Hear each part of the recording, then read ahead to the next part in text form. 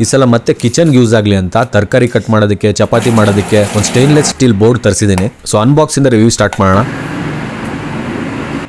ಫ್ಲಿಪ್ಕಾರ್ಟಿಂದ packing ಬಂದಾಗ ಎಡ್ಜ್ಗಳು ಒಂದು ಸ್ವಲ್ಪ ನೋಡ್ಕೊಳ್ಳಿ, ಯಾಕಂದರೆ ಬೆಂಡ್ ಆಗಿದ್ರೆ ಹಂಗೆ ವಾಪಸ್ ಕಳಿಸ್ಬೋದು ನೀವು ಬಿಚ್ಚೋಕ್ಕಿಂತ ಮೊದಲೇ. ಪರವಾಗಿಲ್ಲ, ಬೋರ್ಡ್ ಚೆನ್ನಾಗಿದೆ.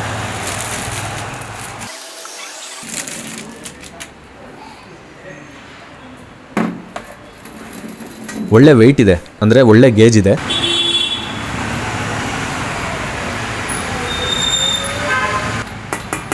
ಸೊ ಸ್ಟೇನ್ಲೆಸ್ ಸ್ಟೀಲ್ ಇದು, ಮ್ಯಾಟ್ ಫಿನಿಶಿಂಗ್ ಕೊಟ್ಟಿದ್ದಾರೆ. ಈ ರೋಲರ್ ಮಾತ್ರ ಹಂಗೆ ಇದೆ, ಮ್ಯಾಟ್ ಫಿನಿಶಿಂಗ್ ಏನಿಲ್ಲ, ಸ್ಟೀಲ್ ಹಂಗೆ ಇದೆ. ಕ್ವಾಲಿಟಿ ತುಂಬ ಚೆನ್ನಾಗಿದೆ.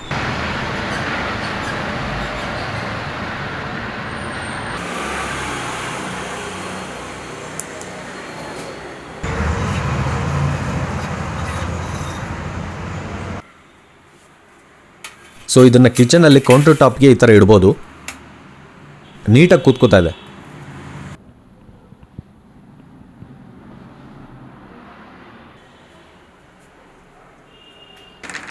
ಸೊ ಫಸ್ಟು ಚಪಾತಿ ಮಾಡಿ ನೋಡೋಣ ಯಾವ ಥರ ಇರುತ್ತೆ ಅಂತ. ಸೊ ಫಸ್ಟು ಇಟ್ಟು ಇದ್ರ ಮೇಲೆ ಹಾಕಿ ಕಲಿಸಿ ನೋಡೋಣ. ಓಕೆ, ಆರಾಮಾಗಿ ಕಲಿಸ್ಬೋದು. ಸೊ ಕಲಿಸ್ತಿರ್ಬೇಕಾದ್ರೆ ಮತ್ತೆ ಇದನ್ನು ಕ್ಲೀನ್ ಮಾಡಬೇಕನ್ನೋ ಅಂದ್ಕೊಂಡಿದ್ವು, ಆದರೆ ಕ್ಲೀನ್ ಮಾಡೋ ಅವಶ್ಯಕತೆನೂ ಇಲ್ಲ, ನೀಟಾಗಿ ಬಂದಿದೆ ಹಿಟ್ಟು. ಸೊ ಇದ್ರ ಜೊತೆ ಬಂದಿರೋ ರೋಲರಿಂದ ಚಪಾತಿ ಮಾಡಿದ್ವು, ತುಂಬ ಚೆನ್ನಾಗಿ ಬಂತು. ರೋಲರ್ ಕ್ವಾಲಿಟಿನೂ ತುಂಬ ಚೆನ್ನಾಗಿದೆ.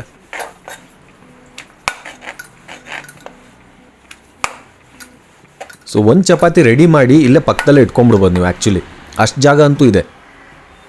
ಸೊ ಈಗ ತರಕಾರಿ ಕಟ್ ಮಾಡಿ ನೋಡೋಣ. ಈ ಪ್ಲಾಸ್ಟಿಕ್ ಬೋರ್ಡ್ ಯೂಸ್ ಮಾಡೋದ್ರಿಂದ ನಿಮ್ಗೆ ಗೊತ್ತಲ್ಲ ಪ್ರಾಬ್ಲಮ್ ಏನು ಅಂತ. ಕಟ್ ಮಾಡ್ತಿರ್ಬೇಕಾದ್ರೆ ಅದ್ರ ಪಾರ್ಟಿಕಲ್ಸ್ ಎಲ್ಲ ಬಂದ್ಬಿಡುತ್ತೆ, ಊಟದಲ್ಲೆಲ್ಲ ಬಂದ್ಬಿಟ್ಟು ಅದು ಹೊಟ್ಟೆ ಸೇರ್ಕೊಂಡ್ಬಿಡುತ್ತೆ ಅನ್ನೋ ಒಂದು ಭಯ ಇದೆ. ಈ ನಲ್ಗೆ ಬೋರ್ಡು ಅಷ್ಟೇ ಕ್ಲೀನಾಗಿ ಯಾವಾಗಲೂ ಡ್ರೈ ಮಾಡಿ ಇಡಬೇಕು, ಇಲ್ಲ ಹಂಗೆ ತ್ಯಾವ ಇದ್ರೆ ಲೈಟಾಗಿ ಸ್ಮೆಲ್ ಬರೋದೆಲ್ಲ ಶುರು ಆಗ್ಬಿಡುತ್ತೆ. ಸೊ ಇದರಲ್ಲಿ ಯಾವ ಪ್ರಾಬ್ಲಮ್ ಇಲ್ಲ. ಇಮಿಡಿಯೇಟಾಗಿ ಇನ್ನೊಂದು ಕೆಲಸಕ್ಕೆ ಯೂಸ್ ಮಾಡಬೇಕು ಅಂದರೆ ತೊಳೆದ್ಬಿಟ್ಟು ಪೇಪರ್ ಟವಲ್ ಇಲ್ಲ ಬಟ್ಟೆಲಿ ಒರೆಸ್ಬಿಟ್ರೆ ಇಮಿಡಿಯೇಟ್ ಡ್ರೈ ಆಗ್ಬಿಡುತ್ತೆ. ಇಲ್ಲ ಏನೂ ಇಲ್ಲ ಅಂದರೆ ತೊಳೆದ್ಬಿಟ್ಟು ಹಂಗೆ ಇಟ್ರು ಅದು ಆರಾಮಾಗಿ ಡ್ರೈ ಆಗುತ್ತೆ, ಯಾವ ಪ್ರಾಬ್ಲಮ್ ಇಲ್ಲ, ತುಕ್ಕಿಡೆಲ್ಲ ಏನೂ ಇಲ್ಲ, ಯಾಕಂದರೆ ಇದು ಸ್ಟೇನ್ಲೆಸ್ ಸ್ಟೀಲ್. ಸೊ ಈಗ ತರಕಾರಿ ಕಟ್ ಮಾಡ್ತಾ ಇದ್ದೀವಿ, ಚೆನ್ನಾಗಿದೆ. ಲೈಟಾಗಿ ಸ್ಕ್ರ್ಯಾಚಸ್ ಬರುತ್ತೆ, ಅದೆಲ್ಲ ಇಗ್ನೋರ್ ಮಾಡ್ಬೋದು, ಅದೇನು ಭಾರಿ ದೊಡ್ಡ ಸ್ಕ್ರ್ಯಾಚಸ್ ಏನಲ್ಲ ಅವು. ಇನ್ನೊಂದೇನಪ್ಪ ಅಂದರೆ ಈ ಸ್ಪೇಸಲ್ಲಿ 3-4 ಥರ ತರಕಾರಿನ ಈಸಿಯಾಗಿ ಕಟ್ ಮಾಡಿ ಹಂಗೆ ಪಾರ್ಟಿಷನ್ ಮಾಡ್ಬಿಡ್ಬೋದು. ಕಟ್ ಮಾಡಿ ಇನ್ನೊಂದ್ರಲ್ಲಿ ಹಾಕೋ ಅವಶ್ಯಕತೆನೇ ಇಲ್ಲ. ಸಾರು ಮಾಡ್ತಾನೆ 4-5 ತರಕಾರಿ ಕಟ್ ಮಾಡಿ ಅಲ್ಲೇ ಇಟ್ಕೊಂಡ್ಬಿಡ್ಬೋದು ಚಾಪಿಂಗ್ ಬೋರ್ಡ್ ಮೇಲೆ. ಸೊ ಓವರಾಲ್ ಆಗಿ ನಮ್ಮ ಮನೆಯವ್ರಿಗೆ ಸಿಕ್ಕಾಪಟ್ಟೆ ಇಷ್ಟ ಆಯ್ತಿದು.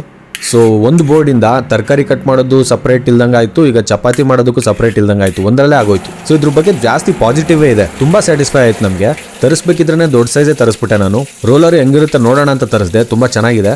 ಸೊ ಫ್ಲಿಪ್ಕಾರ್ಟಿಂದ ಡೆಲಿವರಿ ಬಂದಾಗ ಪಾರ್ಸಲ್ ನೋಡ್ಬಿಟ್ಟು ಸ್ವಲ್ಪ ಚಿಕ್ಕದಾಯ್ತೇನೋ ಅನ್ನಿಸ್ತು. ಸೊ ಚಪಾತಿ ತರಕಾರಿ ಕಟ್ ಮಾಡೋದು ಇದಕ್ಕೆಲ್ಲ ಯೂಸ್ ಮಾಡಿ ನೋಡಾದ್ಮೇಲೆ ಸೊ ಇದಕ್ಕಿಂತ ದೊಡ್ಡದ ಅವಶ್ಯಕತೆ ಇಲ್ಲ, ಇದು ಸಾಕು, ಪರ್ಫೆಕ್ಟ್ ಸೈಜ್ ಇದೆ ಅಂತ ಅನ್ನಿಸ್ತು.